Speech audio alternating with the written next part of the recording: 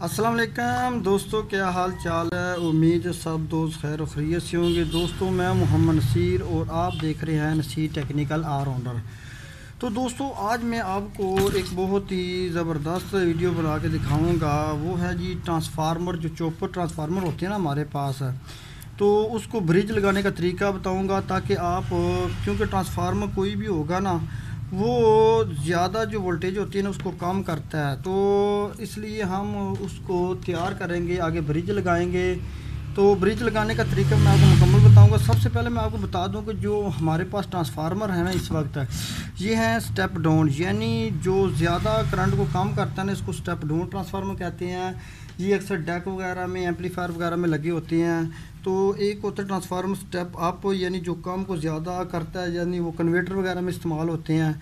तो दोस्तों इसको जो अगर जब हम इसको 220 वोल्ट मेन देते हैं ना, तो ये जो आउटपुट पर 12 वोल्ट हमें दे रहा है। तो दोस्तों अगर हम जब 12 वोल्ट हमारे पास जो आउटपुट आ रहा है ना वो होता है एसी करंट है। एसी करंट हम देते हैं, ये इसका काम ये होता है कि ये एसी को ही कम करके हमें दे देता है। तो ट्रांसफार्मर मुख्तलिफ़ किस्म के होते हैं। कोई ऐसे होते हैं जिनको 220 देते हैं तो वो 9 वोल्ट देता है, कोई 6 वोल्ट देता है, मुख्तलिफ़ किस्म के होते हैं। लेकिन मेरे पास ट्रांसफार्मर है 12 वोल्ट आउटपुट दे रहा है। तो दोस्तों क्योंकि एसी करंट जो होता है ना वो ज़्यादा से कम हो जाता है, यानी 220 से 12 वोल्ट हो जाता है, लेकिन उसको हम इस्तेमाल नहीं करते। वो इसलिए कि आउटपुट पर भी एसी वोल्ट आ रहे हैं। तो उसको हमने डीसी करना है। तो डीसी करने के लिए हमारे पास दो तरीके होते हैं। हम इसको ये लगाएंगे एक ब्रिज। ब्रिज के किस तरह की, एक तो हमारे पास इस तरह की बनी बनाई ब्रिज होती है, उसको हम इसको लगा देते हैं। वो भी तरीका मैं आपको बता देता हूँ। या हमारे पास इस तरह के रेक्टिफायर डायोड होनी चाहिए 4, इसकी हम ब्रिज तैयार करेंगे। तो दोस्तों रेक्टिफायर जो होते हैं ना, डायोड होते हैं जो, ये एसी को डीसी में कन्वर्ट करते हैं, ठीक है। तो हम इसको अभी तैयार करते हैं ब्रिज को, फिर लगाकर आपको दिखाते हैं। तो इसके लिए हमें 4 डायोड चाहिए और एक कैपेसिटर चाहिए। कैपेसिटर कम से कम हमारे पास 25 वोल्ट वाला होना चाहिए। तो दोस्तों मैं आपको तरीका बताऊंगा। आपने इसी तरह ब्रिज तैयार कर लेनी है और आपने इसको लगा देनी है। तो इस तरह आप इस पर जो टीवी एलसीडी वगैरह या 12 वोल्ट वाला पंखा वगैरह जो भी 12 वोल्ट वाली चीज़ मोटर वगैरह चलाना चाहते हैं तो चला सकते हैं। तो दोस्तों आपने क्या करना है, आपने रेक्टिफायर इस तरह पकड़ने हैं कि इसके जो वाइट सिरे होते हैं ना, ये जो एक साइड वाले, इनको आपस में इस तरह आपने इसको आपस में इस तरह आपस में जोड़ देना, ठीक है, दो रेक्टिफायर को। इसी तरह दूसरे जो रेक्टिफायर पकड़ने हैं ना, इनके जो वाइट साइड है ना, ये नहीं बल्कि ये बैक साइड जो ये इस तरफ आपने इनको आपस में जोड़ देना है। दोस्तों जो रेक्टिफायर होता है ना, इसका करंट इधर से इधर आउटपुट जा सकता है, यानी वाइट साइड की तरफ, एनोड से कैथोड की तरफ। लेकिन जो इधर से वाइट साइड में अगर करंट देंगे तो ये इस तरफ नहीं आएगा। तो दोस्तों इस तरह आपने एक के जो वाइट सिरे जोड़ देने हैं, एक के जो बैक साइड जो है ना वो जोड़ देनी। अब आपने क्या करना है, इन दोनों को पकड़ के आपने इस तरह रखना है कि एक ने आपने इसके साथ जोड़ देना है, आपस में इस तरह जोड़ना है, ठीक है ना। ये देखो, अब ये बैक साइड जुड़ी हुई है, ये फ्रंट साइड, अब इनको आपस में जोड़ देना, ठीक है ना। ये देखो, बड़ी आसान तरीका है ब्रिज बनाने का। वैसे अगर आप अंदाज़ा देखोगे तो आपको बड़ा मुश्किल लगेगा, लेकिन ये बड़ा आसान तरीका है। ये देखो, ठीक है।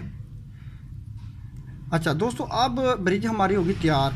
अब जो वाइट सिरे होते हैं ना, ये दोस्तों हमारा है पॉजिटिव साइड, और ये जो बैक साइड है ना, ये जो वाइट सिरे नहीं है, जो बैक साइड है, ब्लैक सिरे हैं, ये हमारी होगी नेगेटिव, ठीक है ना। तो जो दूसरे 2 सिरे होंगे ना, ये दोस्तों आपने लगाने हैं ट्रांसफार्मर के साथ आउटपुट पर, ठीक है ना।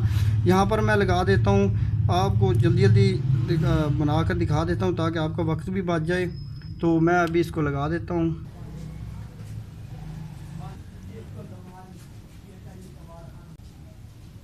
तो दोस्तों इस तरह आपने ये 2 सिरे लगा दिए। अब ये आपके जो ये पॉजिटिव हो गया, ये आपका हो गया नेगेटिव, ठीक है ना। ये 2 सिरे इसके साथ लग गए। तो दोस्तों आपने क्या करना है, जो पॉजिटिव साइड है ना, इस तरफ आपने जो कैपेसिटर है ना, इसका ये सिरा लगा देना। ये जो ब्लैक साइड है ना, ये इसकी नेगेटिव है, ये आपने नेगेटिव साइड की तरफ लगा देना है। तो जो दूसरा सिरा ना वो पॉजिटिव साइड में लगा देना है। तो इस तरह ये कैपेसिटर लग गया। ये कैपेसिटर दोस्तों आप सोच रहे होंगे कि ये कैपेसिटर क्यों लगाते हैं। ये कैपेसिटर लगाने का ये फ़ायदा होता है कि जब हमारा करंट एसी से कन्वर्ट होकर डीसी में जाएगा ना रेक्टिफायर के थ्रू, तो जो हमारा करंट है ना वो एक तो वो रुकेगा नहीं, उसमें कोई लचक नहीं लगेगी, वो एक दूसरा वो वॉश भी हो जाएगा। ये फ़िल्टर इसको ना वॉश कर देते हैं। तो अब हम इसको दो तारे लगा देंगे, ये इसकी नेगेटिव साइड है, ये पॉजिटिव साइड। इधर से हम दो तारे आउटपुट की निकाल देंगे, जिसके साथ हम पंखा वगैरह या कोई भी चीज़ डीसी वाली चीज़ हम चलाना चाहें तो चला सकते हैं। ठीक है,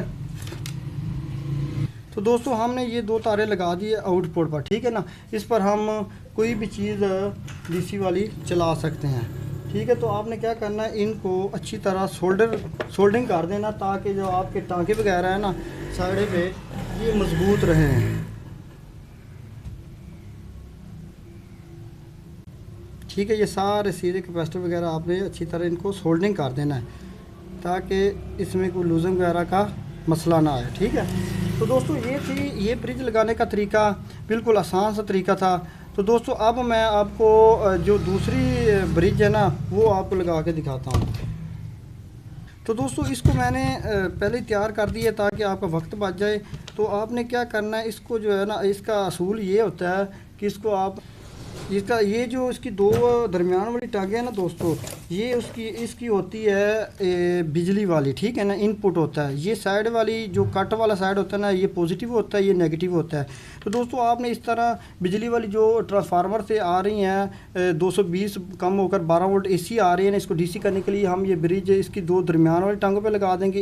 एसी करंट जो 12 वोल्ट है, तो इसकी जो साइड वाली है ना ये पॉजिटिव हो जाएंगे। तो आपने क्या करना है, कैपेसिटर भी उसी तरह जिस तरह पहले को लगाई थी इस तरह नेगेटिव साइड आपने नेगेटिव वाली पिन के साथ लगा देना, और पॉजिटिव वाली साइड जो कैपेसिटर की ना वो पॉजिटिव के साथ लगा देनी है। तो इस तरह आपका जो करंट है ना वो 220 से 12 वोल्ट में आएगा, और 12 वोल्ट ये ब्रिज में गुजर कर ये एसी से डीसी में हो जाएगा। तो इस तरह आप इस पर पंखा वगैरह, कूलर वगैरह, मोटर जो भी आप चलाए तो चला सकते हैं। तो दोस्तों कोशिश करनी है, अगर डेविड वाली ब्रिज आपने लगानी है तो डेविड आपके पास कम से कम 10 एम्पेयर के आपने लगाने हैं, ज़रा अच्छे डेविड, क्योंकि इसका लोड वगैरह जो है ना ये बर्दाश्त कर लेते हैं।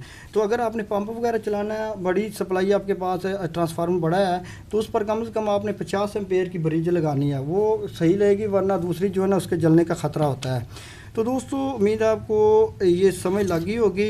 बिल्कुल आसान तरीका था, मैंने कोशिश की आपको समझाने की। इसके अलावा दूसरे भी ट्रांसफार्मर हैं, लेकिन इनका असूल एक ही होता है, चाहे वो जिस तरह का भी ट्रांसफार्मर 220 से 6 वोल्ट हो या 220 से 9 वोल्ट हो, जो भी है आपने यही तरीका फॉलो करना है। तो दोस्तों उम्मीद है आपको वीडियो अच्छी लगी होगी। अगर अच्छी लगी तो दोस्तों में शेयर ज़रूर करो, और इसके साथ ही मुझे दीजिए इजाज़त। अल्लाह हाफ़िज़।